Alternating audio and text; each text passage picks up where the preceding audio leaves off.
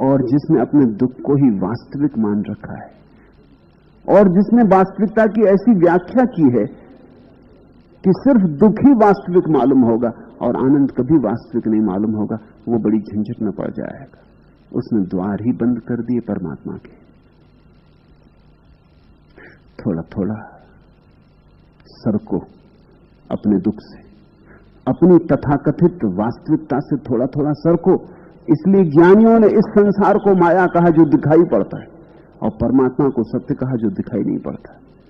ये संसार तो है, चारों तरफ दिखाई पड़ रहा है, हर जगह टक्कर लग जाती है, परमात्मा तो कहीं दिखाई नहीं पड़ रहा है। अजीब थे ये लोग भी जिन्होंने कहा कि परमात्मा सच है जो दिखाई नहीं पड़ता, और जो दिखाई पड़ता है वो झूठ है, माया है, सपना है। रात भी तो तुम्हें सपना दिखाई पड़ता है, दिखाई पड़ने में कोई कमी नहीं होती। सुबह उठ के पाते हो कि सपना था, ऐसे ही एक दिन जब मौत आएगी द्वार पर, पाओगे कि सब सपना था, मगर तब बहुत देर हो जाएगी। उसके पहले थोड़ा उपयोग का, अवसर का उपयोग कर लो। आनंद को कसौटी समझो, अपने जीवन की हर अनुभूति को आनंद पर कसो। किससे आनंद उपलब्ध हो रहा है, इससे मस्ती सघन हो रही है, इससे मगन भाव आ रहा है। अगर आ रहा है तो छोड़ो फिक्र विज्ञान क्या कहता,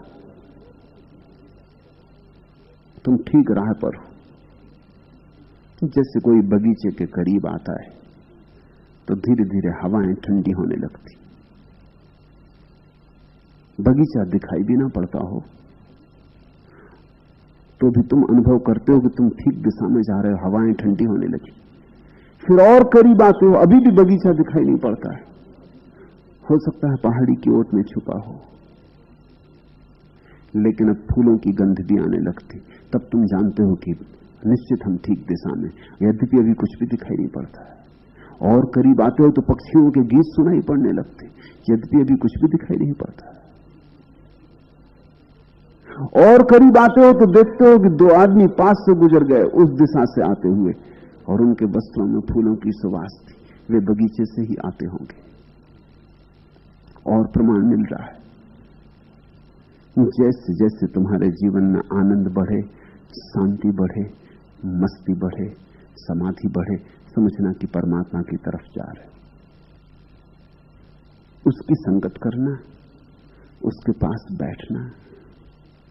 भगत देख राजी हुई, जगत देख रोई।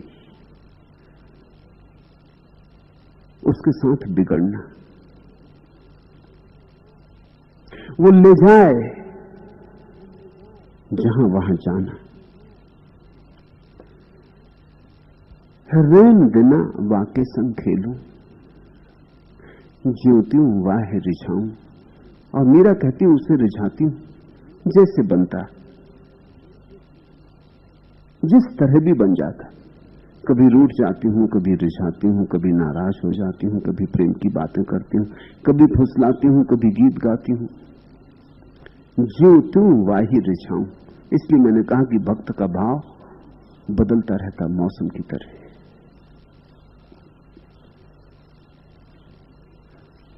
तू मुझे बता कि क्या था तू मेरे बयां से पहले, तेरी थी तो क्या हकीकत थी मेरे गुमा से पहले। भक्त पूछता है भगवान से भी कि तू ये मत समझ कि हम भी तुझ पर निर्भर हैं, हम ही तुझ पर निर्भर हैं, तू भी हम पर निर्भर है। तू मुझे बता कि क्या था तू मेरे बयां से पहले। मैंने जब तक तेरे संबंध में बात न की थी तो तू था ही क्या, ये बता। तेरी थी तो क्या हकीकत थी मेरे गुमा से पहले, और जब तक मैंने अपनी अनुभूति को स्वर न दिए थे तेरे होने न होने में क्या था। ये बात सच है। जैसा मीरा ने गाया है गोपाल को, वैसा किसी ने गाया नहीं। मीरा के गाने के बाद गोपाल में जितना सत्य है उतना इसके पहले कभी भी नहीं था। अगर मीरा ना होती तो गोपाल कुछ कमजोर होते, तो गोपाल कुछ दरिद्र होते। मीरा ने कुछ समृद्धि जोड़ी। ऐसा ही नहीं कि भक्त ही भगवान को कुछ देता है। भगवान देता है, भक्त देता है। ये लेन देन दोनों तरफ से चलता है। ये आग दोनों तरफ लगती। ये कोई प्रेम ऐसा नहीं कि एक तरफा है कि भक्त ही रोता रहता है। नहीं, भगवान भी रोता है। ऐसा होना ही चाहिए, नहीं तो प्रेम का कोई अर्थ ही न रह जाए। तू मुझे बता कि क्या था तू मेरे बयां से पहले, तेरी थी तो क्या हकीकत थी मेरे गुमा से पहले। मिला राजे लामका भी तो मका की ही आग ही से, न सऊरे लाम का था कहीं भी मका से पहले। इसे मैंने ही बसाया, इसे मैंने ही सजाया। ये चमन चमन नहीं था तेरा बागवां से पहले। न पता था बिजलियों को कोई अपनी मंजिलों का, यूं ही बस भटक रही थी मेरी आसियां से पहले। तेरे जो है लंतरानी को आया किया था मैंने, तेरा जलवा कब था जलवा मेरे इंतहा से पहले। हुआ है दर्द दिल से पैदा ये तसब्बरे मसरत, ये निसाते जहां कहां थी गमे जावदां से पहले। न फुगाने नीम सब थी, न दुआए सुबह गाही, तेरा जिक्र तक नहीं था मेरी दास्तां से पहले। भक्त कहता है न कोई भजन था, न कोई कीर्तन था, न सुबह कोई प्रभाती करता था, न संध्या कोई तेरा गीत गाता था, न मंदिरों में कोई घंटियां बजती थी, न दीप सजाए जाते थे, न धूप जलाई जाती थी, न पूजा के आरती के थाल उतारे जाते थे। न फुगाने नीम सब थी, न तो संध्या को मंदिरों की घंटियां बजती थी और संध्या की प्रार्थना या नमाज होती थी, न दुआए सुबह गाई और न सुबह की कोई प्रार्थना थी। तेरा जिक्र तक नहीं था मेरी दास्तां से पहले। जब तक मेरी कहानी न घटी थी तब तक तेरी किसी को खबर भी न थी, तेरा जिक्र भी नहीं था। मेरे सौ के बंदगी से बने दैर और हरम सब, तेरी सजदागाह कहां थी मेरे आस्था से पहले। भक्त कभी कभी जूझता है और वो कहता है कि मैंने ही बनाए हैं ये मंदिर और मस्जिद, ये गुरुद्वारे, ये गिरजे, मेरे सौ के बंदगी से बने दैर और हरम सब। ये मेरा ही प्रेम है, ये मेरी ही पुकार है जिसने ये सारे मंदिर मस्जिद बनाए। तेरी सजदागाह कहां थी मेरे आस्था से पहले। और जब तक मेरा माथा झुकने को नहीं था तब तक कहां थी तेरी प्रतिमा और कहां था तेरा पूजा स्थल। कहां था तू? तेरा होना मुझसे पहले नहीं हो सकता। मेरे नक से पासे पैदा हुए जिंदगी के रास्ते, नहीं गामजिन हुआ था यहां कारवां से पहले। तेरा नाम, तेरी हस्ती, तेरी असल, तेरी सूरत, ये तमाम लफ्ज जो मानी थे कहां बयां से पहले। मेरे कहने के पहले इन शब्दों में अर्थ ही क्या था। भक्त कभी जूझता, कभी रूठता, कभी मनाता। भक्त सारी उन प्रक्रियाओं से गुजरता जिनसे इस जगत में साधारणता प्रेमी गुजरते। फर्क दो प्रेमियों के बीच जो घटनाएं घटती हैं उसमें और भगवान और भक्त के बीच में इतना ही है कि दो प्रेमियों के बीच थोड़े दिन घटती हैं, सुहागरात ज्यादा लंबी नहीं होती, क्षणभंगुर होती, आई और गई, जल्दी ही रस स्रोत सूख जाते, एक दूसरे के प्रति उदासी हो जाती, झरने फिर नहीं बहते। फर्क इतना ही है, परमात्मा और भक्त के बीच झरना फिर सदा बहता, एक दफा बहा तो बहा। यही तो अर्थ है सांचे प्रीतम का। शाश्वत प्रेमी है परमात्मा। रैन बिना बाके संग खेलूं, ज्योतियों वाह रिझाऊं, जो पहरावे सोई पहरूं, जो दे सोई खाऊं। भक्त कहता है तेरी मर्जी मेरा जीवन, तेरी मर्जी मेरा अनुशासन, जो पहरावे सोई पहरूं, जो दे सोई खाऊं। भक्त अपनी इच्छा हटा लेता, प्रेमी अपनी इच्छा को हटा लेता। इच्छा होगी तो प्रेम में कमी रह जाती, इच्छा होगी तो अपने को थोप देने की आकांक्षा रह जाती, इच्छा होगी तो हम अपनी मर्जी कुछ करवाना चाहते। नहीं, प्रेमी अपनी सारी मर्जी हटा देता है। जो पहरावे सोई पहरूं, जो दे सोई खाऊं, तो जो दे देता भगवान वही। मेरी उनकी प्रीत पुरानी, उन बिन पल न रहा हूं। और जैसे जैसे ये प्रेम का संबंध गहरा होता है, ये संवाद सफल होता है, जैसे जैसे भक्त का हृदय परमात्मा के करीब धड़कने लगता है, जैसे जैसे भगवान की मूर्त स्पष्ट होती, वैसे वैसे पता लगता है कि जन्मों जन्मों में इसी को तो खोजा है। ये प्रीत पुरानी, ये कोई नई खोज नहीं। और जब हम किसी और को भी प्रेमी समझ लिए थे, तब भी हम इसी को खोज रहे थे, ये पता चलता है।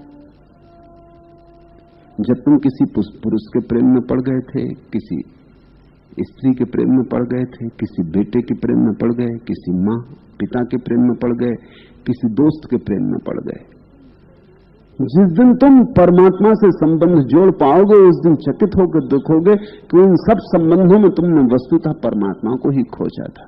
और इसलिए वे कोई भी संबंध तृप्त न कर पाए, क्योंकि तुम खोजते थे परमात्मा को और खोजते कहीं और थे, खोजते थे संसार में। मांग तुम्हारी बड़ी थी, तलाशते थे बूंद में और खोजते थे सागर को।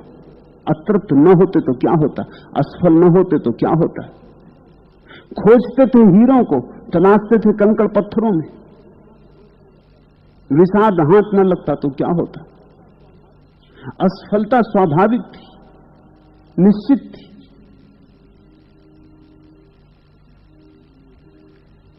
मेरी उनकी प्रीत पुरानी, उन बिन पल न रहा हूं। और यह मैं तुमसे कहना चाहता हूं, ये मेरा का ही अनुभव नहीं, ये जिन्होंने जाना सभी का अनुभव कि हमारा प्रेम एक ही है, वो परमात्मा है। हम उसी की तलाश कर रहे हैं, कभी गलत दिशा में तो भी तलाश उसी की है, कभी ठीक दिशा में तो भी तलाश उसी की। हम कुछ और खोजते ही नहीं, हम कुछ और खोज ही नहीं सकते। यहां तक भी मैं तुमसे कहना चाहूंगा कि जिन बातों में तुम कभी नहीं सोचते कि परमात्मा हो सकता, उनमें भी हम उसी को खोजते। एक आदमी पद को खोज रहा है, जब तुम जागोगे कभी, तब तुम पाओगे कि पद में भी परम पद की ही खोज छिपी थी। पद में भी आकांक्षा यही थी कि वहां पहुंच जाऊं जहां से कोई गिरा ना सके, वहां पहुंच जाऊं जहां गिरने का भय न रह जाए। वही आकांक्षा थी। जब तुम धन को खोजते हो, तब भी परमात्मा को खोजते हो, क्योंकि परमात्मा परम धन है। हालांकि धन में मिलेगा नहीं, लेकिन धन में उसी की तुम्हारी आकांक्षा है। जब तुम धन की इतनी वासना करते हो, तो तुम्हारी मूल वासना है क्या? गरीब आदमी को सीमा मालूम पड़ती। आज गरीब आदमी ने एक राह से गुजरती कार देखी, वो नहीं खरीद सकता, सीमा आ गई, छाती महसूस कर रह गया। पैसा होते तो खरीद लेता, पैसा होते तो थोड़ी स्वतंत्रता होती, सीमा थोड़ी इतने करीब न होती। धनी को क्या सुविधा है? धनी को यही सुविधा है कि उसकी जो मौज हो खरीद ले, जो चाहिए वो पाले। उसके पास जरा बड़ी रस्सी है, वो जरा लंबा घेरा ले सकता है। गरीब की फांसी बिल्कुल लगी है, उसके पास रस्सी है ही नहीं, बस वो वहीं कोल्हू के बैल की तरह छोटे से घेरे में घूमता रहता। किसी को 100 रुपए का घेरा है तो 100 रुपए वाली रस्सी उसी के पास घूमता रहता है। किसी को 1000 रुपए की सुविधा है, किसी को लाख रुपए की सुविधा है, किसी को करोड़ की सुविधा है, तो घेरा बड़ा हो गया। धन की तलाश स्वतंत्रता की तलाश है, धन की तलाश शक्ति की तलाश है, और परमात्मा परम शक्ति है, परम स्वतंत्रता है। धन से मिलती नहीं परम शक्ति, लेकिन तलाश तो वही है। कोई स्त्री सुंदर रहना चाहती, सदा जवान रहना चाहती, स्त्रियां अपनी उम्र कम बताती, ठहरी जाती एक उम्र पर, उसके आगे हटती नहीं। क्यों? क्या बात है? परम सौंदर्य की इच्छा है, शाश्वत सौंदर्य की इच्छा है, और कुछ भी नहीं। इस शरीर में ये घटने वाला नहीं। तुम चाहे बढ़ो या ना बढ़ो, उम्र तो बढ़ी रही। तुम चाहे कहो या ना कहो, शरीर कहने लगेगा। तुम कितने छिपाने की कोशिश करो, कुछ छिपेगा नहीं। ये प्रकट होने ही वाला है। चेहरे की झुर्रियां कह देंगी, हाथ पैर में आती कमजोरी कह देगी। ये तो हो ही जाने वाला है। कब तक छिपाओगे, कैसे छिपाओगे?